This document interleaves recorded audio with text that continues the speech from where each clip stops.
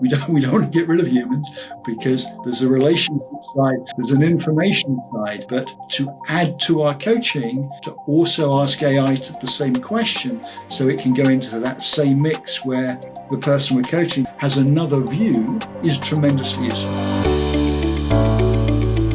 Where we believe everyone deserves a stakeholder-centered leader.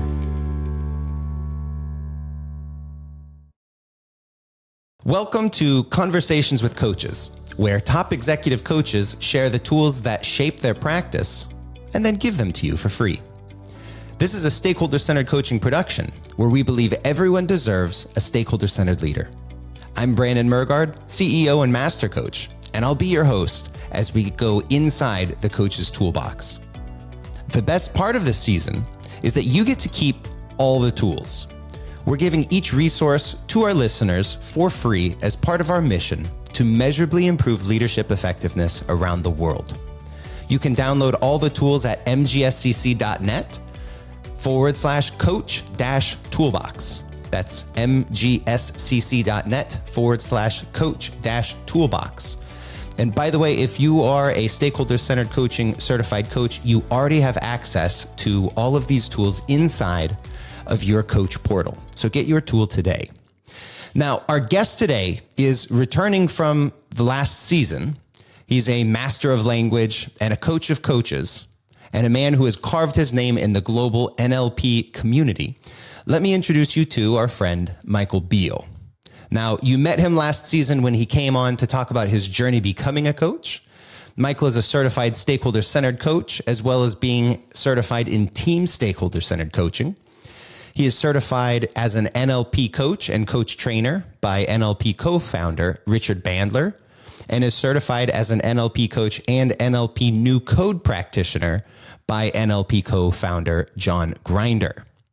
He offers accredited NLP certification, and his practitioner training is accredited by Richard Bandler, who countersigns Business NLP Ltd's practitioner certifications. In his previous appearance in our show, Michael wowed us with his depth of knowledge and unique insights. And today he's back and ready to dive deeper into an excellent resource related to AI and coaching. Let's welcome our fantastic guest, Michael. Welcome back to the podcast. Great. Delighted to be here. You know, as we jump in, I want our guests to know that you and I have had this episode in mind, where we talk about AI and how coaches can and should be using it to their advantages. And we came up with this long before we even filmed season 1. Isn't that right? Absolutely correct. And just to add a bit there to do it, because really I've learned AI from working with clients. And what's really fascinated me, how some clients are naturally drawn to it and are just bringing it into what they do as a day job. So I think it's a fascinating subject, and there's all sorts of arguments going around about it. But what I found interestingly is some people are just getting on and using it. Yeah, well, your perspectives have shaped my perspective on AI. And, truthfully, when people come to me and say, how do we use AI in coaching? You're one of the first people I say, go and talk to Michael Beale. He's here at the forefront. So let's start with a brief catch up on your background as a coach and the unique space you occupy in the field. And then we'll get right into the tool that, I'm already confident is going to be a fan favorite. So Michael, tell us a little bit about yourself. Okay, I will keep this as short as possible. I tend to split my life into 3 bits, which is the education thing, which I ended up with a chemistry degree, but I shall leave that because my chemistry has a little bit to be desired. But I then spent 30 years, which sounds a long time, in big corporates, working through retail buying, marketing, and I ended up looking after strategy for a £1 billion turnover division of British Telecom. So that was my sort of business background. Luckily, BT was very good to me, and they sent me on lots of NLP courses, and they let me set up my NLP training company while I was still there. And that gives me the transition to the last 15, 20 years of my life where I've been doing NLP training, and I've been doing coaching. And one thing I will add, because I'm the only one, Richard Bandler, the NLP co-founder, let's do this. I do one-on-one NLP training through certified NLP training around the world. which is great because, as I said, as we know from the Marshall stuff, we learn the most from our clients. And it's just fascinating having the honor to work with people and explore what they're doing and how they get results, and even how they don't get results, because it's knowing what people don't do wrong that lets them know what to do right. So that's sort of me. That's sort of me very briefly. But I do love the idea of AI is fascinating. Some people are going to love it. Some people are going to absolutely dislike it. But it is going to change the world, and how it changes the world is up to us. Oh, that's beautiful. And you're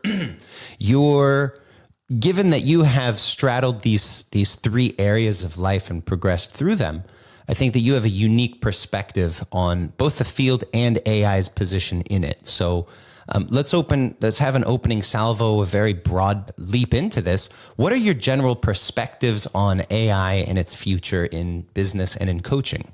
Okay, I think that's such a great and powerful question. My view is that the way I frame this now with clients is that a small group of people that learn how to work really well together, and that includes all the Marshall stuff, and use the right technologies, and AI is a way of learning how to use the right technologies, will produce far better results than a group of far larger people. And I think that this creates a huge opportunity and a huge challenge for many large companies now. Now, while saying that, because a lot of people won't want this sort of change and they'll fight it, and some people will get on board with it, I think the message I'd like everybody to have is, for those that sort of have their own positioning in this, coaches will be absolutely needed because there will be a lot of change around. And really, I look at our job as to facilitate change. So I think we can look at it as an opportunity or a threat. But I think if we develop the right mindset, the right tools, et cetera, then there is a really good opportunity for coaches. There's so much wisdom in that and so much to unpack. So if I heard correct, a small group of individuals effectively using the right technologies, you're saying, can go head to head with the big guys with a huge workforce, etc. And it's not just the technologies, though. It's things like they have to work together as a team. It's actually the human bit and the technology bit is getting people to work together as a team, which means they have to be honest. All this sort of stuff that happens to some extent in large companies, but maybe not as much as needed. So there's a fascinating dynamic going on of people learning to work together well, to be honest, to get whatever words you put it, to be honest, to trust each other, to genuinely work together for a direction and outcome. And the use of technology together makes a group of people potentially hugely powerful, in my view. And that's powerful as producing real world results. Wow. Okay. Clear my calendar. This is incredible. So, Michael, if I'm hearing you correctly, it sounds like not only is our usage of technology going to be of greater importance moving forward, but it also sounds like this is going to spur the need for coaching as well to ensure people are working together and these types of leadership habits are being established. Is that correct?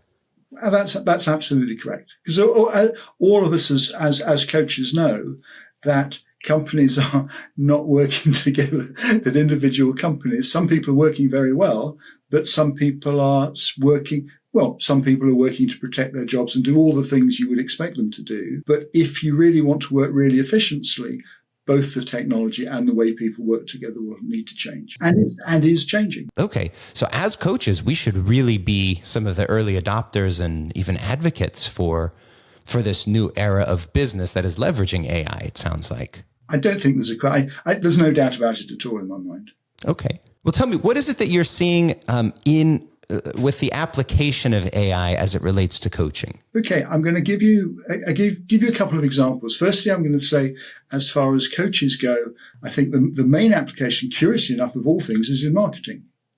I think the main application for using AI is actually in generating business, which is an issue and challenge most coaches have. In addition to that, as Marshall Goldsmith coaches, we know the value of feed forward.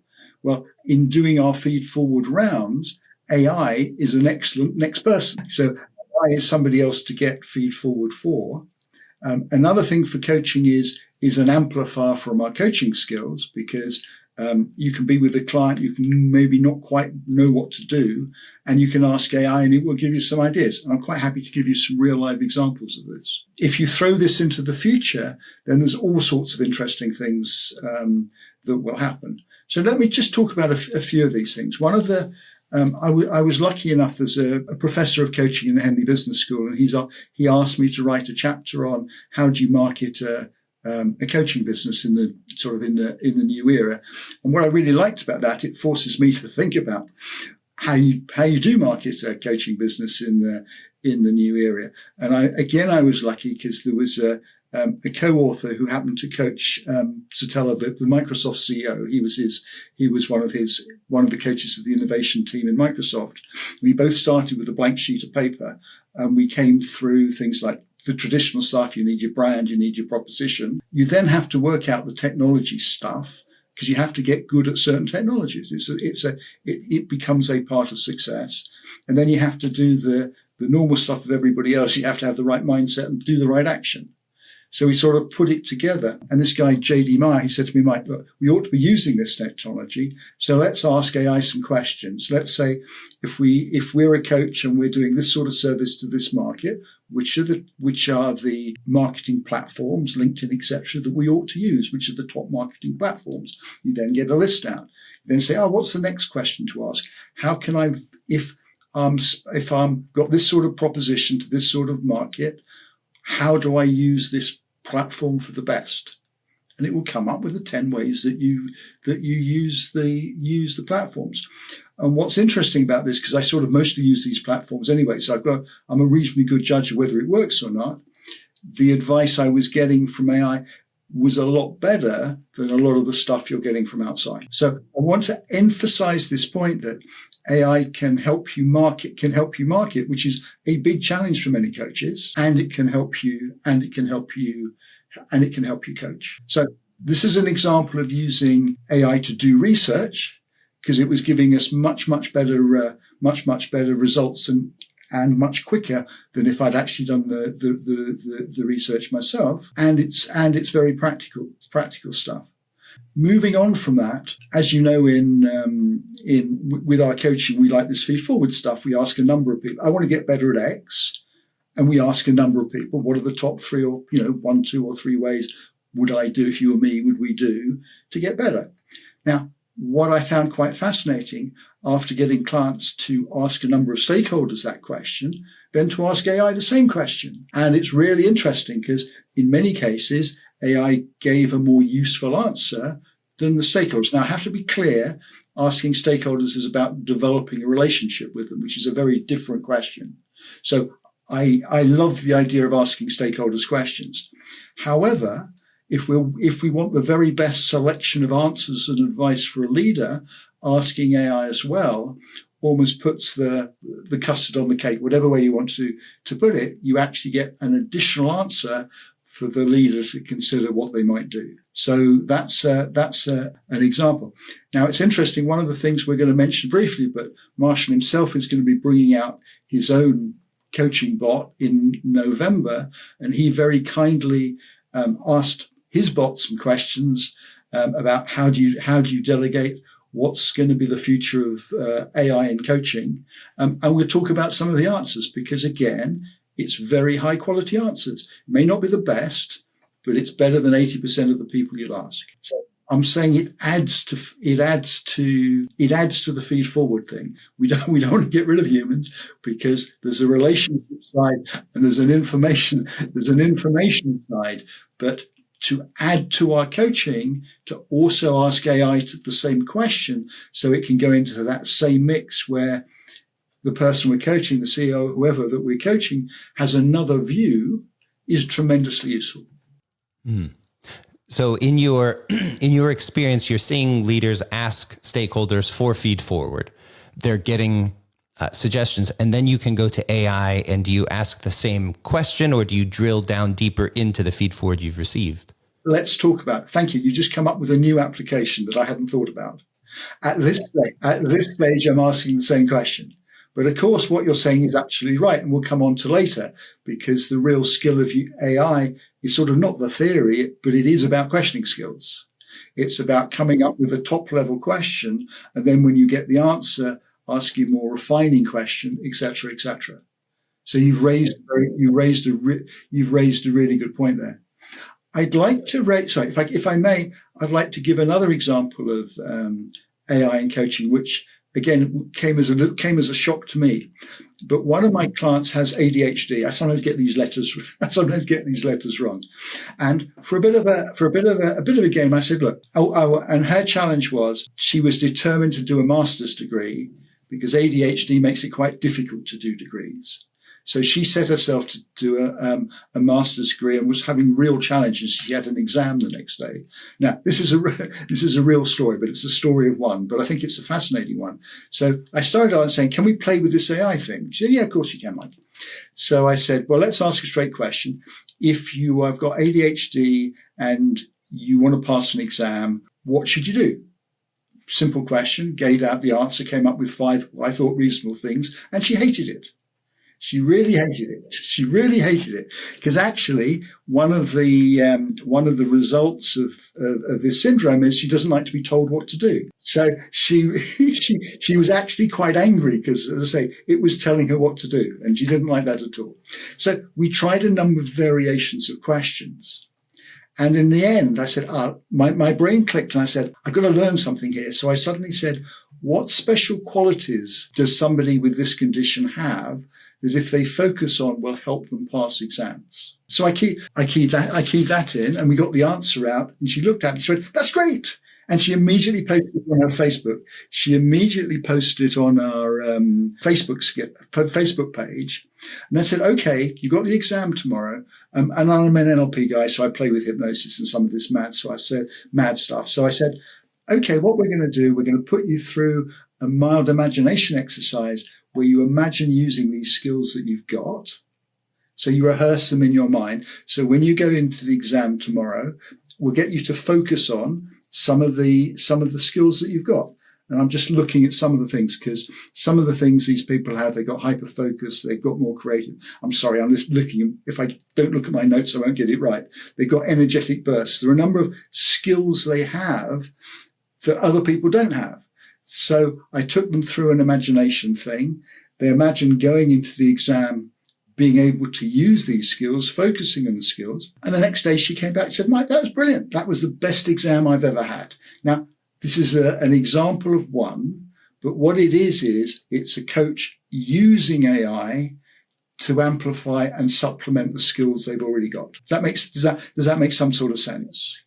It does. And, I'm wondering, as a coach who's very interested in change and the staying on the cutting edge, how does one go from where I'm at now to actually being as proficient as you are with AI to help my clients? What I'm going to suggest is quite easy. You just have to do it. So it's like everything else in life. Okay, just get on the bike and ride. It's like many other things in life.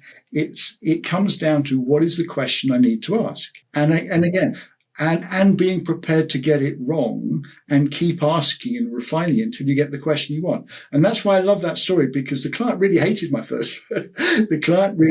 first version. However, I think the context was interesting, that I wasn't forcing AI on her. We were working together to see if AI could provide another solution. So we were working together, and I was playing it, refining it. And luckily she liked me, or whatever the right word is. We had a good enough connection. So she was prepared to listen through a number of iterations. So it is experimentation. I almost apologize for saying it. We're back to test and learn. And what we need to do is get our clients' permission to test and play. What's fascinating here is, I know you, Michael. I know you're not a world's expert on coaching ADHD, but you're able to kind of outsource that heavy lifting, go and look at the current literature and then produce based on this unique case I've keyed in to actually do the thinking for you. And then as a coach, you clean up there on the implementation. You provide the accountability, help them set the action plan and follow through.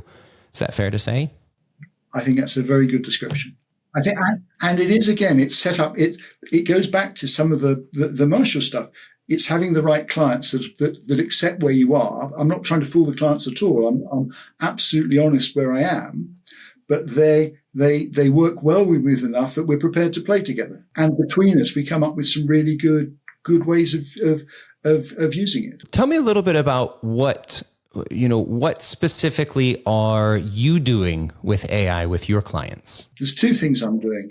One is I'm doing what I'm talking about now. Another example is there was a guy that had problems with his boss. Classic case. So I said, let's have a look. We played with AI. Okay. What, sort of context of the companies. Guy's got problem with his bosses. What could he do? It came out with a really good answer. It wasn't perfect, but it was, I hate to admit it was better than I would have come up with on my own. Now, I am arrogant enough to think I know something about it, so at least I could check that the answer wasn't silly. And then we went with it. We went with it with the client. And again, in this tool, I'm going to give an example that came from Marshall and his thing on delegation. He put the question, how do you want to learn about delegation? Had a specific example of how do you delegate? And it came up with 7, 8 ideas, and they're all high quality ideas.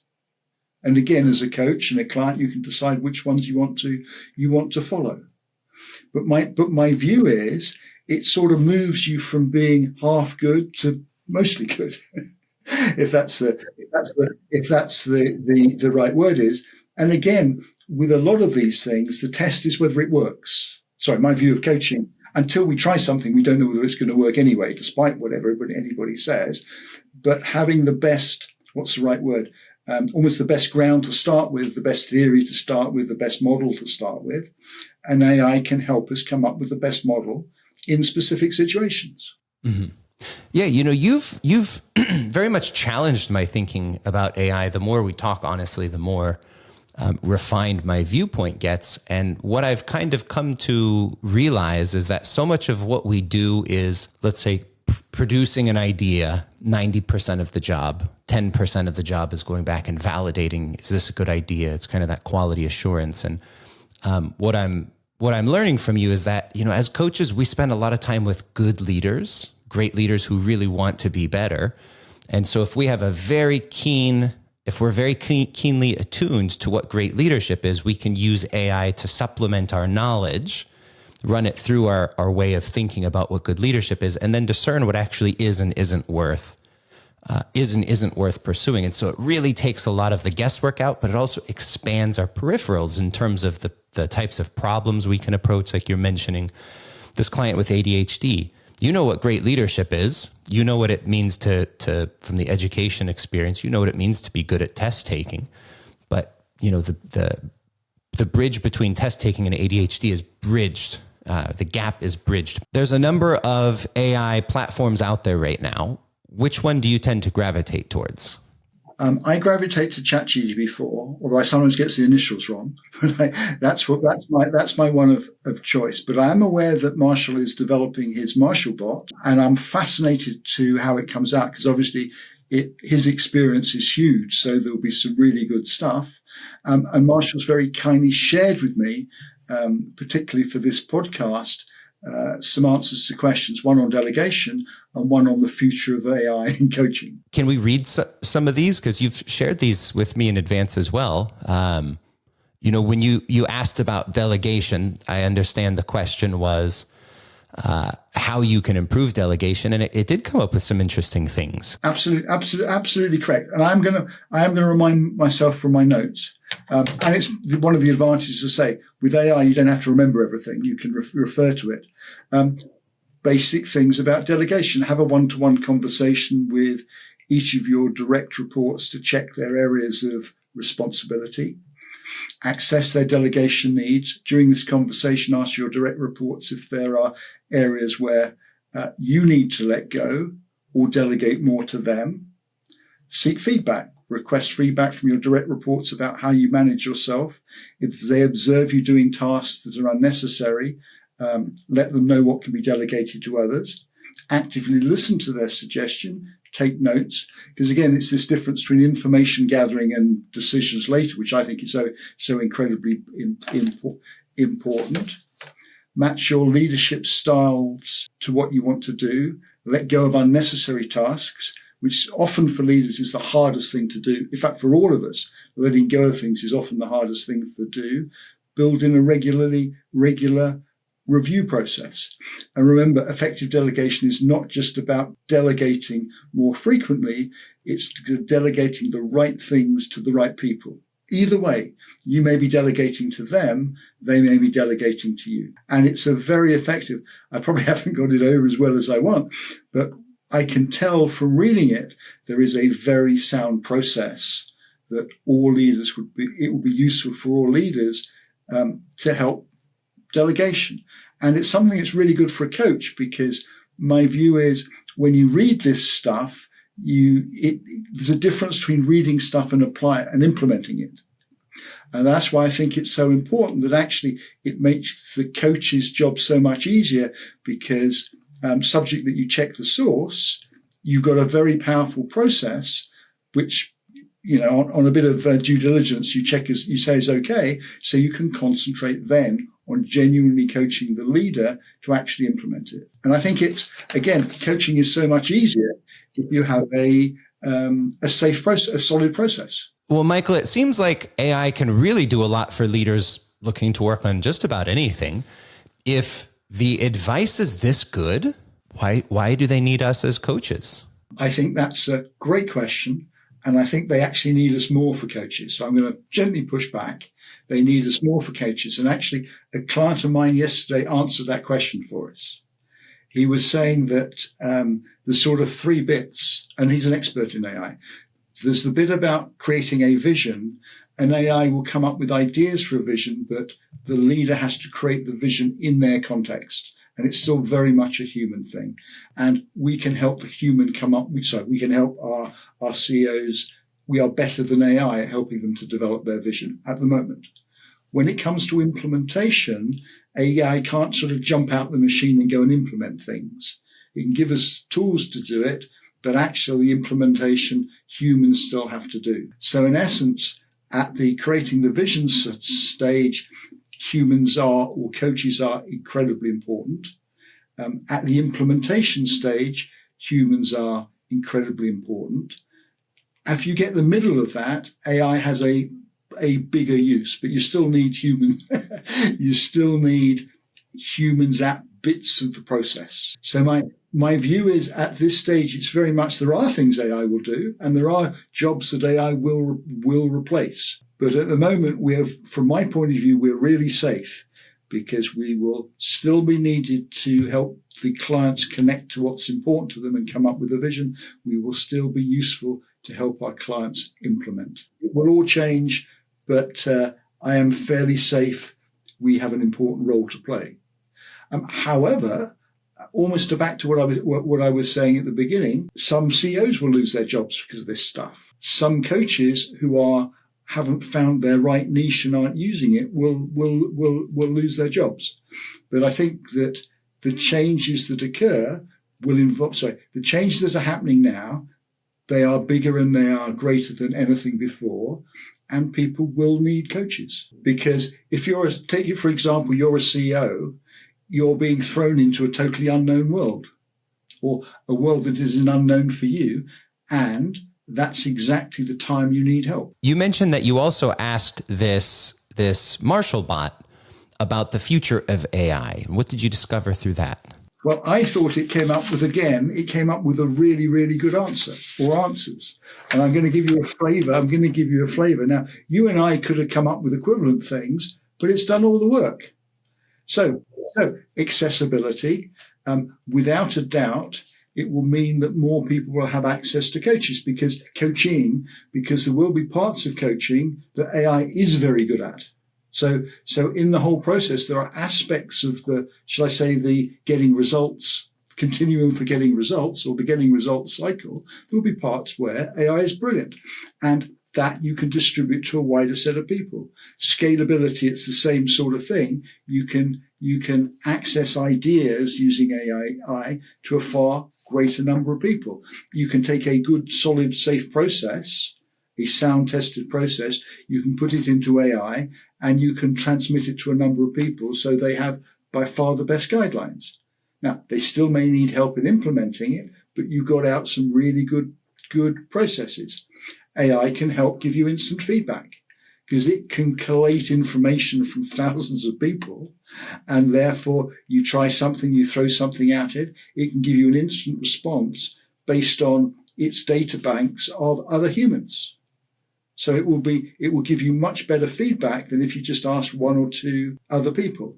I think this is the other important thing. It's about supplementing human coaches. It can replace coaches in some stage, but the real strength is in making an existing coach much better. It means that we can be more effective and we can coach more people. Now, I'm not going to, if you go 10 years ahead, it's going to be different. But at the moment, I think it's AI can enhance a coach's performance. And as I said right at the beginning, it can enhance his performance in marketing and getting new clients. It can enhance his performance in coaching. As our conversation unfolds, you may be wondering, what is this whole stakeholder-centered coaching thing? It's a leadership development process that guarantees leaders become both recognized and acknowledged as more effective leaders by key stakeholders in 12 months or less. Nearly 5,000 coaches have been trained in this methodology.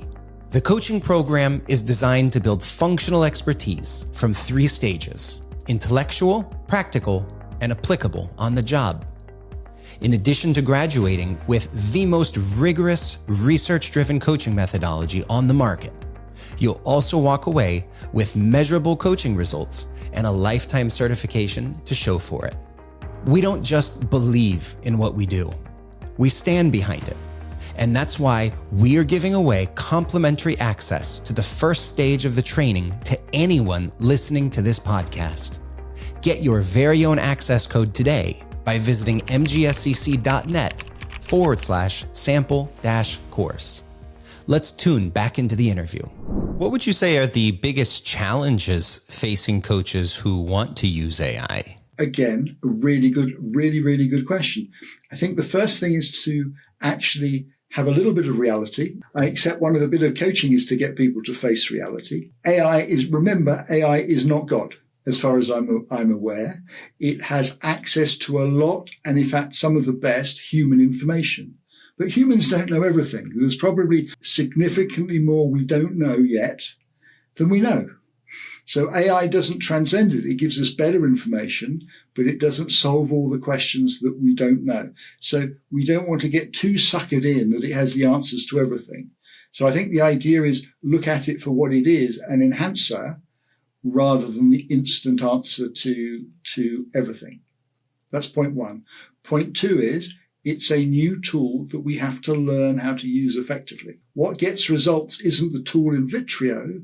It's us learning to use it. And of course, I think there's a fascinating third point that is to do with AI and to do with coachability, because what AI can do at the moment is do some really good coaching. But if you've got an uncoachable coach or an uncoachable client or an environment or stakeholders that don't really want to be coached, suddenly throwing AI at them won't solve anything. So in essence, it comes back to, and this is our job as coaches anyway, it's finding the right tool for the right lock. It's one of my metaphors for coaching. It's finding the right tool for the right lock.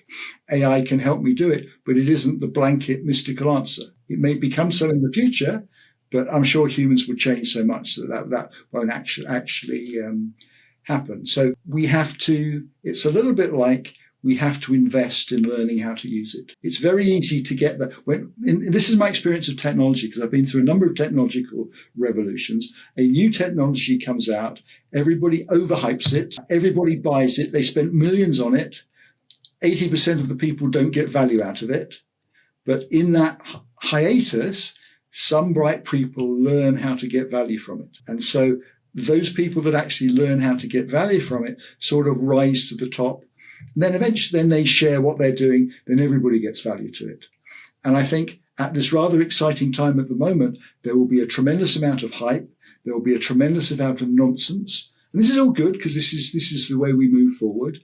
But actually our job is almost as explorers. Our job is to find out how to use it effectively for the benefit of us and our clients. That's sort of my mission. I'm a bit of an explorer, but my aim is to help. My aim is to help the position of my client. It's not the panacea. It's not the panacea. I just have to tell our audience, like, this is super high value. Michael's out there sifting through all the things on the front line of what coaching could become, what the corpses behind us that were fads that said this was going to change the way that we coach and maybe hadn't. But he's out there doing that and then coming back and sharing this wisdom with us. It's fantastic, Michael. I have to just continuously thank you for that. So I'll ask a fairly naive question, but what do you think? Is AI going to be a passing fad? Is this going to be here to stay? What's your thoughts? It's quite funny, actually, because a friend of mine, when I was chatting to a friend yesterday, and he said, "Oh, it's going to get banned. it's going to have such an impact. It's going to get banned." But of course, if you think about it, it's like banning the internet. It can't. It's almost impossible to happen.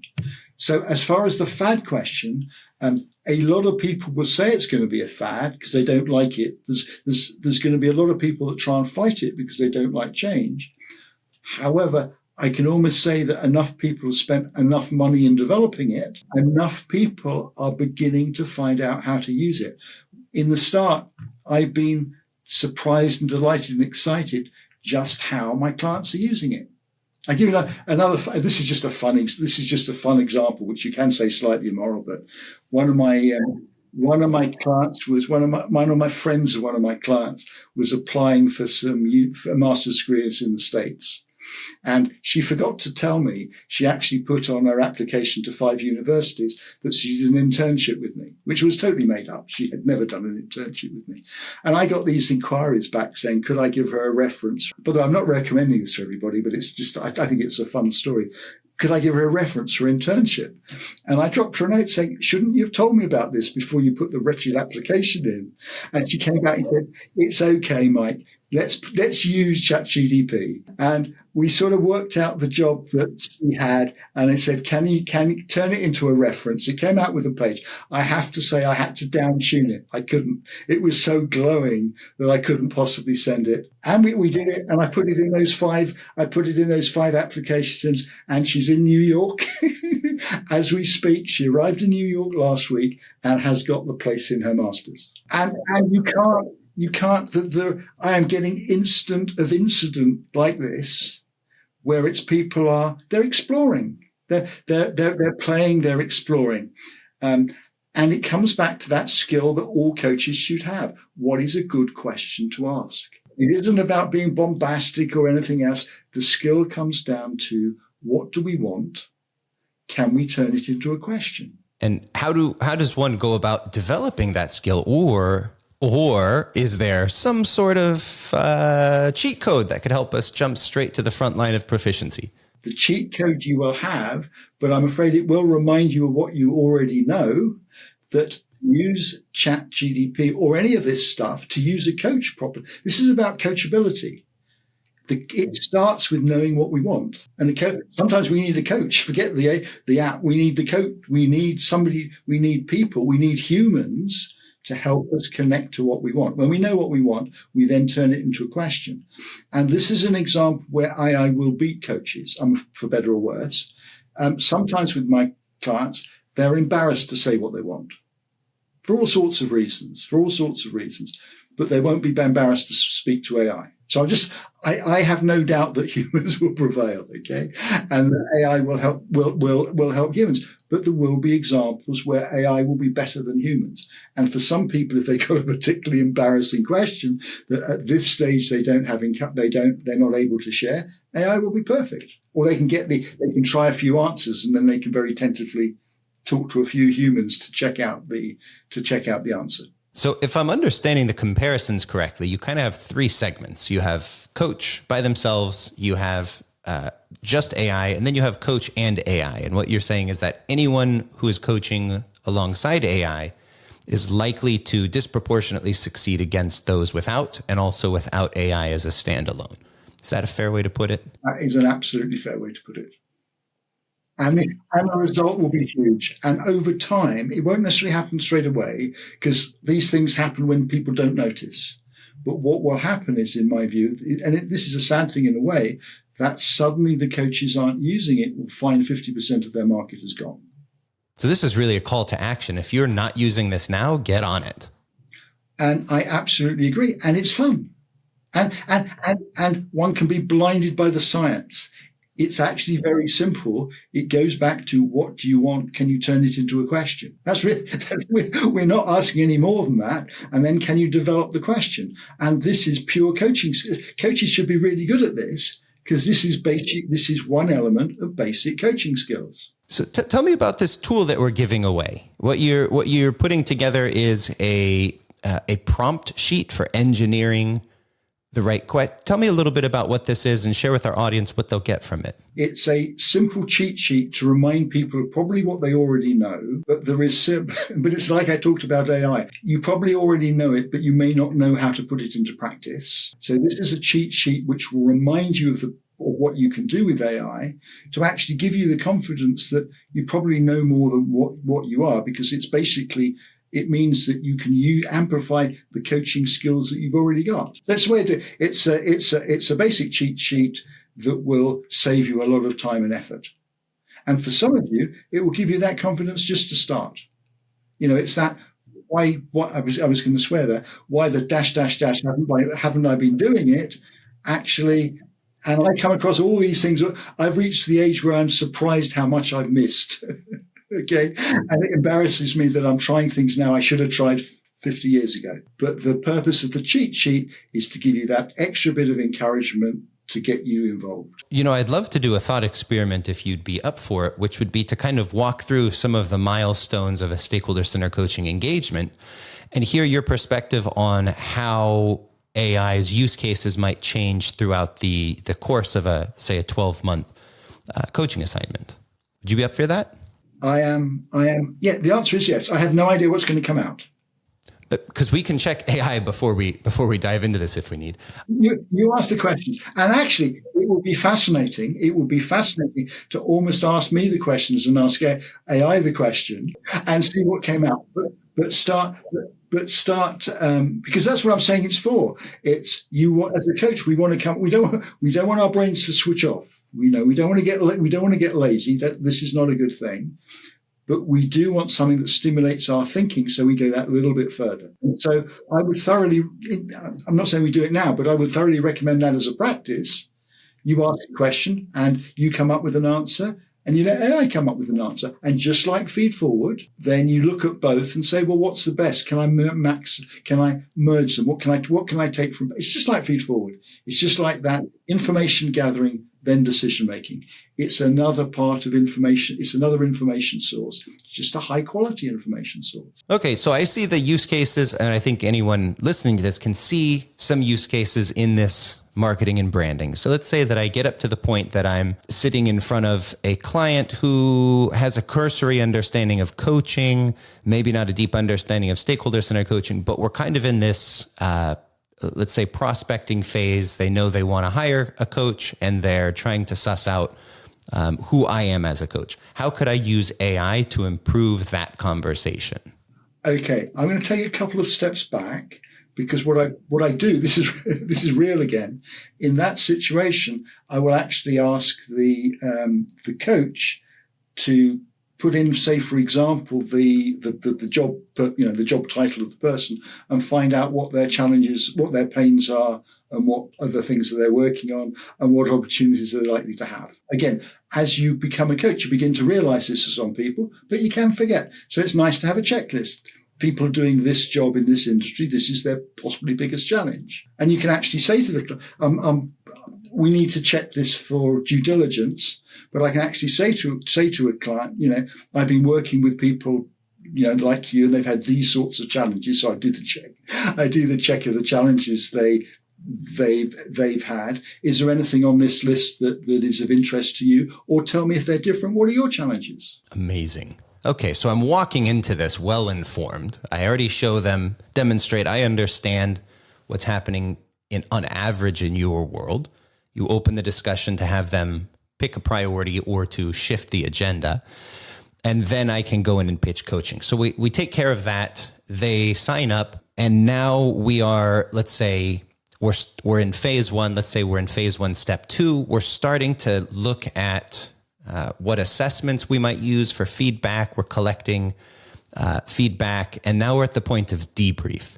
How could or anywhere through a 360 process, how might AI be used to enhance coaching? I mean, again, I'm going to step back a bit because I say normally people have 360 tools, but you can always ask AI, which if you don't, what is the best 360 tool in this environment?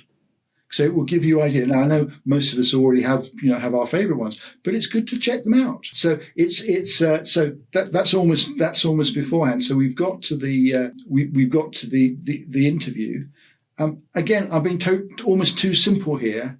I could key into AI. How is it best to debrief a 360? Now, as I say, in my experience, when I ask these questions, I mean, I claim to be okay at what I do. I claim it, whether it's true or not.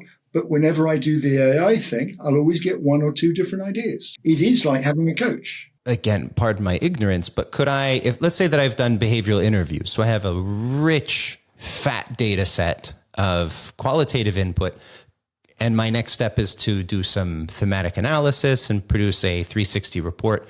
Could I dump all of the, let's say, the transcripts of those interviews into AI and have it do that for me? The answer is yes. I just don't know how to do it. So that comes up to another question about AI and the future of AI. Okay, because there's AI itself, as in ChatGPT, but what's happening in parallel? A lot of systems developers are beginning to use AI in their various apps. So as that happens, all the apps will become much, much more powerful. It's a little bit like a different subject, but I use Grammarly because my English is terrible. I use Grammarly and my English is terrible. And it's almost become the most vital thing in my coaching business because it checks my spelling. It just gets my language just right. I don't make so many spelling mistakes, but it too uses AI. Yeah, that goes a long way. Okay. So I could conceivably cut down quite a bit of work. I could do that thematic analysis. I could ask what's a good way to debrief this. I could plug in some contextual conditions and then ask for the best course of action. So we've debriefed. They've selected, let's say, delegation, because we were talking about that earlier. And now they've collected feed forward. So two pathways have been brought up in this conversation. One is to ask AI, what else? But we started to touch on another to say, here's the feed forward, and then drilling deeper into the suggestions and how to action them. So what would that look like? If I'm a leader with a list of feed forwards for my stakeholders, how could I use AI to go deeper into those? You just AI say, I'd like to go into the next depth. I'd like to know the steps to achieve this. It's coming up with simple questions. I would ask you to remember, though, in say stakeholder coaching, we're dealing with two things. We're dealing with connections. We're dealing with developing human connections, and we're dealing with information. So it is about joining the two together. So we don't want to get too AI-ish and forget the person. But AI is simply, you can continually ask it questions to drill down. And there is something about starting questions top level, big picture, and continually drilling down until you get an answer that's useful. Michael, this is blowing my mind, quite frankly. Good. So we've looked at how this can be used through marketing, through contracting, selecting a growth area, processing feed forward. And, a lot of what happens in stakeholder center coaching after that is, communications, whether that's following up regularly or sharing your action plan. How do you see AI being used between the point that the stakeholders have been enrolled and the final measurement takes place? There's a number of ways you could use it. You could use it to remind you, because we've gone into the technology thing. You can, of course, ask AI to remind you how you develop a good relationship with somebody. How do you get into rapport? How do you check you're in rapport? All that sort of stuff. So it's almost, in fact, Brandon, you've done a very good example of how you could use AI, because in essence, what you've done is you've broken stakeholder coaching into its in parts, into its segments. And because you've done that, you can actually ask AI better ways of doing each of the individual parts. I know I'm oversimplifying it, but it is actually that simple. Well, that's really good news, because it sounds like it's not about having fancy questions. It's really about distilling down to the most fundamental way of asking the question and letting AI work with, only the parameters that are necessary to answer. Is that correct? This is my view, but I think that's what leads to success anyway. There's nothing clever about what we're, in a way, there's nothing clever about what we're doing. It's back to basics and back to principles. And that's why I like the whole Marshall Goldsmith coaching thing, because it has some very sound principles. And it's sort of taking that forward. Providing we can break what we're doing into chunks, then we can always ask AI as a guide to help us improve each of those chunks. I've got one more question, Michael, and it's really from the client side. Well, just to back up and summarize, if I'm a coach, I have to be using AI. If I'm not, it sounds like it's almost as good as malpractice at this point. The way to learn it is to learn to ask better questions, and the tool that you've developed is going to give people prompts to actually plug in the curiosity that they have into a kind of prepackaged sliver of text, so that AI has a clear understanding of what they need, and coaches can go on and use it more effectively. So when we think about advice, imagine that I am a client, I'm a leader, and I'm thinking to myself, boy, I need a coach. I'm looking at a dozen coaches to hire. Question one is, should I be looking specifically for coaches who leverage AI in their practice? And question two is, how can I suss out people's capability with AI as a coach? Okay, I think that's, first again, it's another great question. And I'm going to do my gorgeous sitting on the fence answering. So some CEOs will definitely want somebody who knows AI. Some don't care less because they're trying to run away from it. However, my view at the moment is, when I talk to clients and they know I know something about AI and I'm exploring it, they're actually really interested, because it's something on their agenda that they may not want to talk to people. They may not want to show their ignorance, or they may not want, just like everything, just why are we coaches? It's exactly the same thing as everything else. They know it's important, but they may not want to ask people because they may not want to appear vulnerable like that to other people, but that's our role as a coach. So my view is, playing with AI adds to my brand, that I'm comfortable with this stuff, that I've got some simple applications that I can help them with, that I can nudge them along, is another addition to my coaching brand. And I personally would advise all coaches have a speciality, and it may be AI, it may be something else, but in addition to your coaches and your coach, develop a brand where you got a speciality, because that gives you added value compared to other people. I think AI works in that context, as do other things. But my view is, it's like having a coach ourselves. Let me remind you of the old saying: all successful sports people, most successful business people have coaches. Why would you not have a coach which almost comes free that you can use? And I'm going to suggest to you that actually learning to use AI is you learning to be more coachable. I'm going to play with that one again. Learning to use AI is a way of learning to be more coachable, i.e., it's a way of learning more and quicker. And you can do it without fear. You can do it without fear, but it gives you practice in learning to be coached. Michael, I have to say, I'm so appreciative of the exploration you're doing, really on behalf of the whole network. You're going out there, you're putting yourself out there, being vulnerable and testing things and learning from them, and then coming back and sharing that with us and our network prescriptively. And I really appreciate that, and I know our audience does as well. So as we conclude, let us know, how can people reach out to you if they have more questions or want to speak more in depth about your AI prompt cheat sheet? Okay, you're going to give it a link. When we got it finalized, you're going to give it a link. But I'd like to add to that I am easy to get hold of. I've got a link. You can book a slot in my diary if you want to talk, and you'll let people know what that link is. I offer all my clients I offer all my clients one free session. And actually, anybody that's interested, because this is how I learn. I offer my clients three free sessions so that they can begin to understand the value I offer. So I'm happy to talk to people, providing you will get some value out of it. Thank you so much, Michael. For those of you who are listening at home, if you'd like to ask a question or recommend a guest, send us an email to podcast@mgscc.net.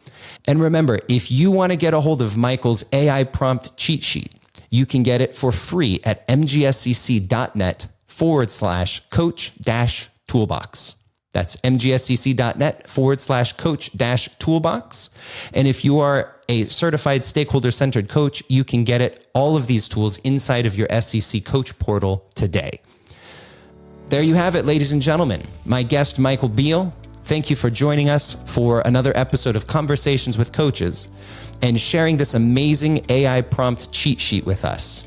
You can find all the links, ladies and gentlemen, to his social media and email and website in the description below. This has been another episode of our series Conversations with Coaches by Stakeholder Centered Coaching, where we believe everyone deserves a stakeholder-centered leader.